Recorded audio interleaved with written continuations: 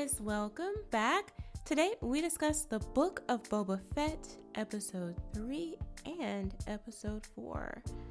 Boba's new allies, the Tusken Raiders, the people we were just introduced to, the Force that apparently transformed this fearless, ruthless bounty hunter into a fair-dealing, benevolent leader, were all massacred and massacred off screen.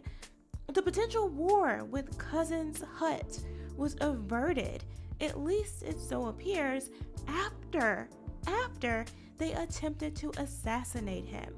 That black Wookiee we met in episode 2, who Boba knew from the comics but apparently not in the show, was sent to take Boba's life. The guy got close enough to grab Boba's throat while he slept in the bacta tank and still failed in his mission to put this old man to sleep permanently. I'm upset about that entire storyline, not simply because it made no sense. I mean, why was it so easy for this 7-foot monster to sneak into his private chambers in the first place? But because despite his opportunity, one of the most deadly bounty hunters that we know of in the land couldn't close the deal.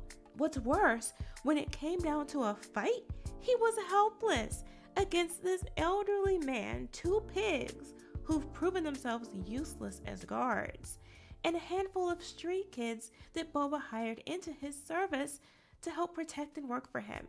And when caught, Boba just let the Hutts go, and him too, as he trotted off into the sunset.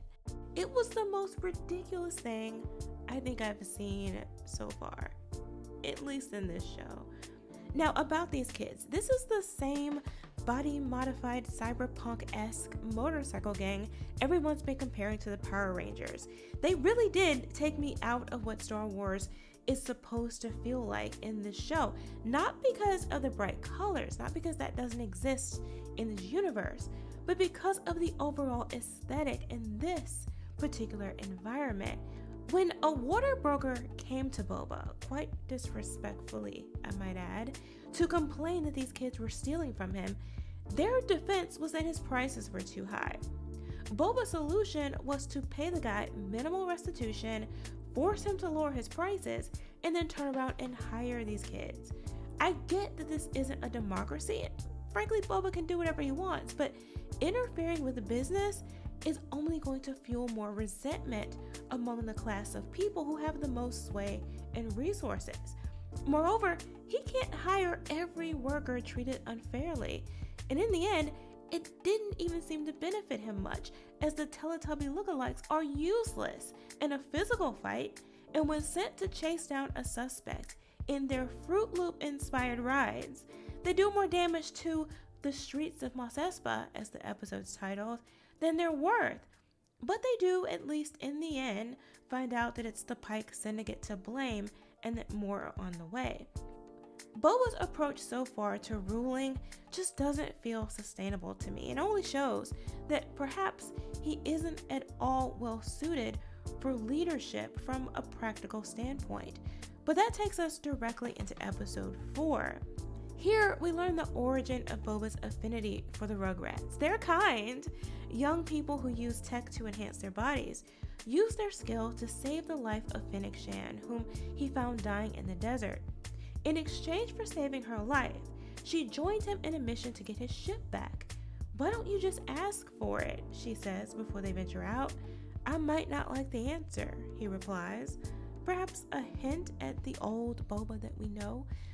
The heist, though, occurs pretty quickly and without much effort, after which they take out the biker gang who killed his tribe.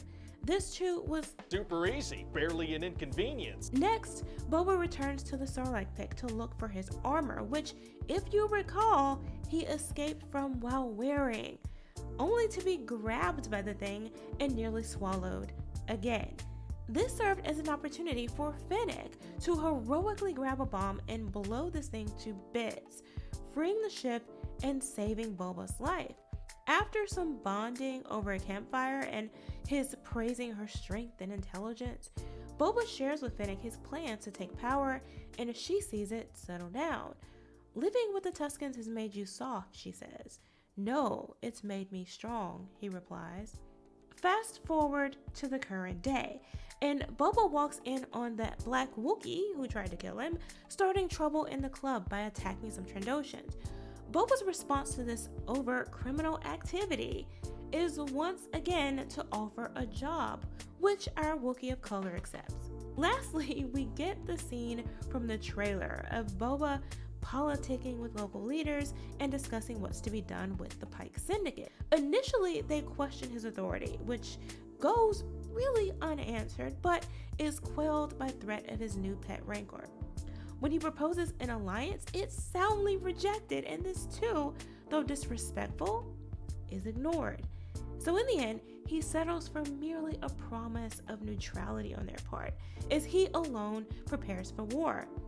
We learn that he will be relying on Fennec to obtain the muscle they need to win. And that's the episode. Chapter 4, The Gathering Storm, feels more like it should be a second episode rather than a fourth, but at least it's finally moving the story forward, setting the stage for a boss battle with a people worthy of Boba's reputation. As much as this war is precisely what I want to see, I can't help but think that this conflict too will either conclude suddenly and inexplicably, or with a sappy ceasefire of sorts. What's more, the plan to introduce new characters this late in the game concerns me that we're about to hard pivot into the jumping off point for more spin-offs planned for the future. In other words, this show is about to turn into what it was perhaps always meant to be, not a Boba Fett story for fans of the character, but rather an opportunity to use a well-known legacy character to bait and switch the launch of a new Disney era character. Time will tell. But hey, those are my thoughts. Let me know what you guys think of these two episodes.